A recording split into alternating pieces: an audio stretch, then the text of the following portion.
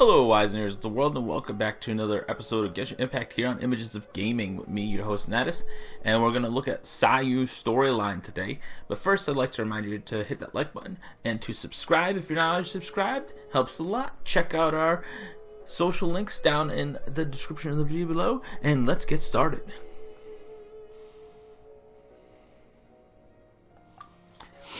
Alright, so the character details. Most Inazumans are unaware of the existence of the Shumatsuban. In fact, the Shumatsuban is a secret organization under the Yashiro Commission. Not so secret anymore now that you just told us what it is. There is also a little ninja who goes by the name of Sayu in the Shumatsuban, and this fact is even less known. Sayu is a special existence in the Shumatsuban. She has been raised in the Shumatsuban since she was a child and is extremely loyal to the organization. That said, her most prominent trait is not loyalty, but laziness. She can be loyally lazy. Lazing around is what Sayu does best. She has long mastered the various arts of ninjutsu, particularly those that help her to slack off or shirk her duties, such as escape techniques and aura concealment. Except that if you play as her, she doesn't have any abilities that make her disappear or anything like that. People who don't know about her habits will have to make a lot of effort to find her. Ew. What just happened? Oh, it's this button. Sorry. However, if you ask Sayu about her slacking, she will shrug and reply, "It's not that I'm lazy, I just want to spend my time on more meaningful things, like sleeping." Character story 1. Sayu is petite and can even be described as delicate. This is also something that bothers her. One by one, her peers are growing taller, but she still has the stature of a child, as her height has not changed at all. Sayu is really anxious about this matter. Day by day, the world seems to be sprouting skyward, and only she remains small as ever. Growing taller has gradually become an obsession in Sayu's mind. As long as I sleep long enough, I can definitely grow taller. She came to believe this ever so firmly, seizing every opportunity to sleep as much as possible, creating every opportunity and circumstance, even when there were none. People around little Sayu often let her be, as they don't have the heart to disturb her sleep. So now the situation has progressed such that Sayu is able to fall asleep even whilst standing up. Character story 2.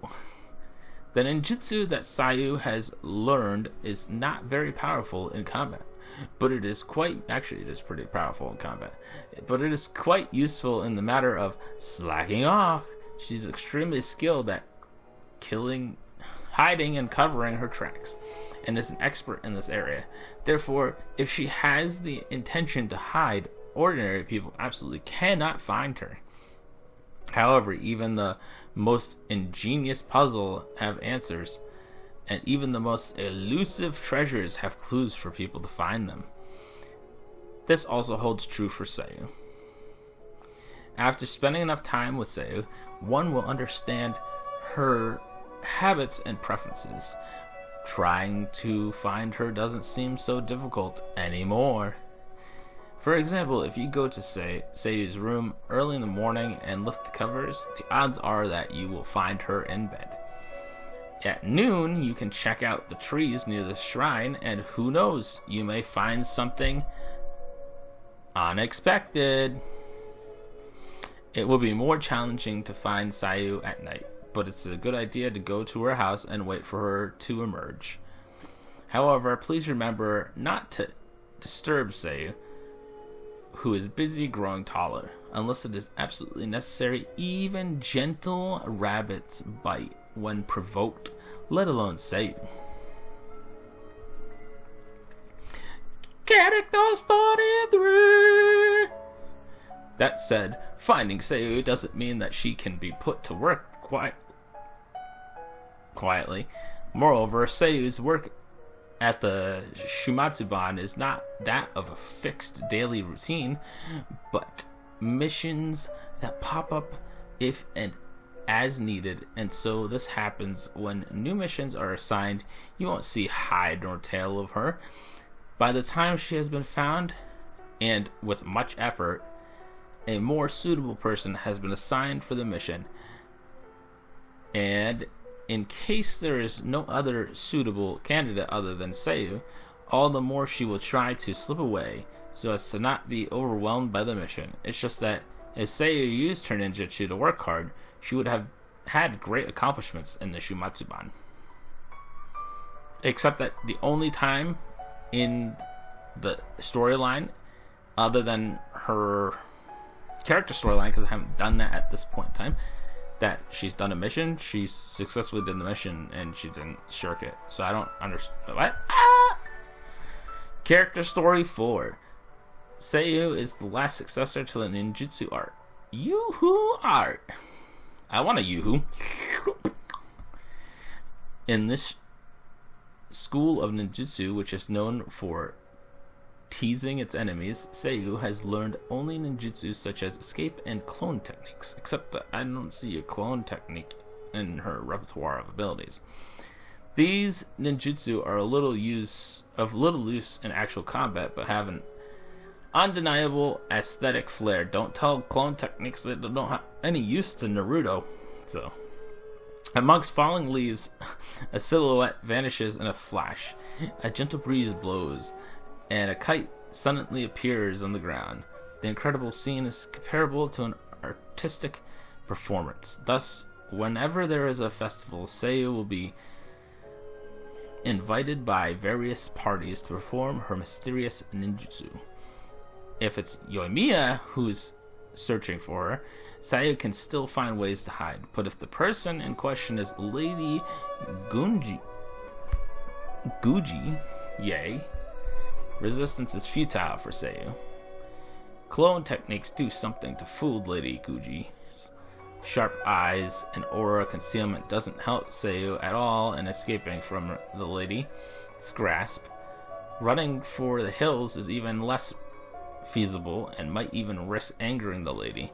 Fortunately, there are very few circumstances that requires Lady Guji Yai to make a personal appearance. Character Story 5. For as long as Sayu can remember, she has been studying ninjutsu with her sensei in the Shumatsuban. Although the Shumatsuban is a clandestine organization, the elders are very kind and have taken good care of young Sayu. Being overly reliant on others is never a good thing for a ninja.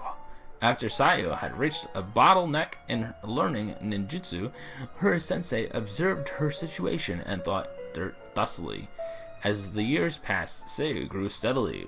Once she was capable enough to defend herself, her sensei chose to leave quietly. A young animal that leaves the protection of its parents will grow up rapidly. The same is true for the sensei's expectations for Sayu. The young ninja did not disappoint her sensei. Soon after, Sayu obtained a vision, and then she started working diligently in the Shumatsuban, diligently shirking her duties. Sayu is always busy sleeping and hiding from people, so in that sense, she also has a lot to do. Occasionally, when Sayu is free and alone to enjoy the moonlight, she feels lost deep inside. The people who have always been with you will one day leave.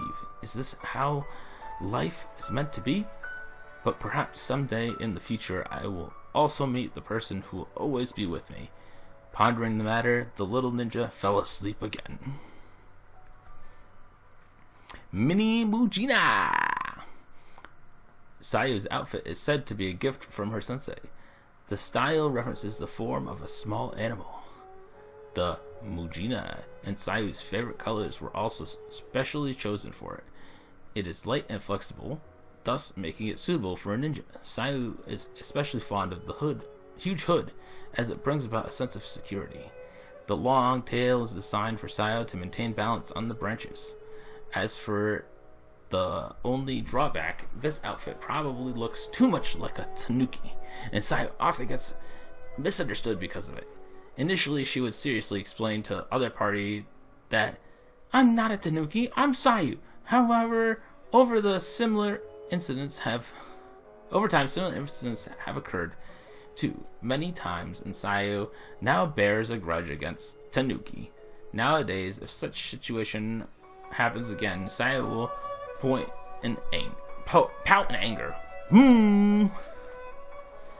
Oh my goodness. I wish I knew how to read right. Ugh. So, in order to get along well with Sayu, please memorize the following. Sayu is not a tanuki, but Sayu. Her outfit is also not that of a tanuki's, but a mini Mujiya. Vision. This is the story of Sayu when she just started being on her own. Fragile beings walking alone in this world inevitably find themselves in scary situations. The only way to understand what it's like to have experienced it. This is exactly what happened to Sayu. Adept at observation and evasion, she has always understood that she is not suitable for combat. Her overly petite stature gives her no advantage in terms of strength to speak of, and her ninjutsu will not be of much use in actual combat. Yet missions do not wait for ninjas to grow fully before descending upon them. In an era of turmoil, Sayu will also find herself in trouble because of not so important work. Surrounded by strong foes, she had to do her best and barely managed to escape.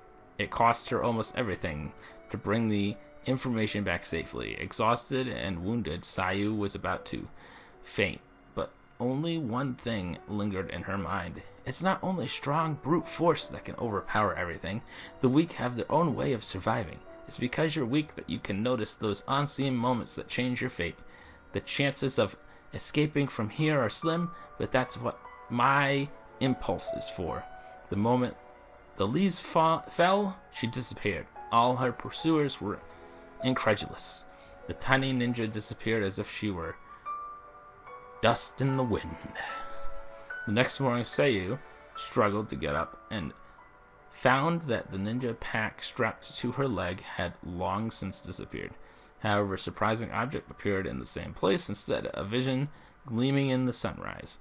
Now, with the power of the vision, Sayu can wield a claymore taller than herself. She no longer has the fear, the omnipresent strife of a chaotic world. Unfortunately, Sayu's most immediate worries have not yet been resolved. Regarding her growing taller, it seems that even a vision is unable to do anything about that. Well, that is what they have for the profile story for Sayu. You don't really learn much about Sayu from this profile story. It pretty much constantly just keeps saying over and over and over again that she's not a tanuki and she wants to grow taller. That doesn't tell us much. So, without further ado, I hope you like this story time. Check out our other Genshin Impact videos here on Images of Gaming. You'll see some in the outro. And don't forget to hit that like button again. Don't forget to subscribe if you're not already subscribed. And I'll see you later.